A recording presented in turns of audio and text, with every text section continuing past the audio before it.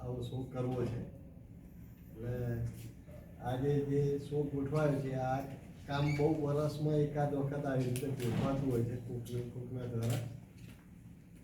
કોન્ટેમ્પરરી આર્ટનું એટલે જેટલા પણ આર્ટિસ્ટો છે એ બધા જ દિગ્ગજ આર્ટિસ્ટો છે અને એમાં ઘણા બધા તો 60-70 વર્ષની કલા જર્નીમાંથી પસાર થયેલા છે. એટલે એ લોકોની કલાને જોઈને આપણને ખબર પડે કે ભાઈ એમનો રિયાઝ કેટલો છે, એમનું કલા વિશેનું જ્ઞાન કેટલું છે, કે એમની પકડ કેટલી છે કલા પ્રત્યે, કે કલામાં કેટલા સમર્પિત છે એ આપણે કલામાંથી જ જોઈ શકીએ છીએ. તો બેનને હું કહીશ કે થોડું આ શો વિશે बात कर सकते. सभी को मेरा नमस्कार. ऐसे तो हमारे पास एक गैलरी बड़ौदा में थी और नागजी सर हमारे गैलरी को मैनेज करते थे. तो उनके गुजरने के बाद हमारी गैलरी सुनसान हो गई और हमारे जो भी इतना सारा आर्ट वर्क था वो सब ऐसे ही रखा हुआ था.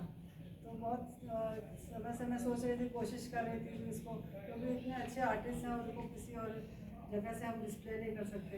तो मैं यहाँ पर बोलजाई की हमारे फ्रेंड का एग्जीबिशन था उसे देखने आई. तो मुझे ये जगह ने बहुत अपील किया.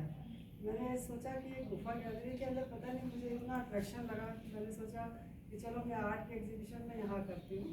और ऐसा सोच के मैंने अपना सारा आर्ट वर्क इधर लाई, मैंने उसको ठीक करवाया और ऐसे डिसाइड 2 महीने में मैंने सब तैयारी की और फिर उसके बाद सब डिस्प्ले किया. तो अभी देखते हैं अहमदाबाद से हमको कितना प्यार मिलता है.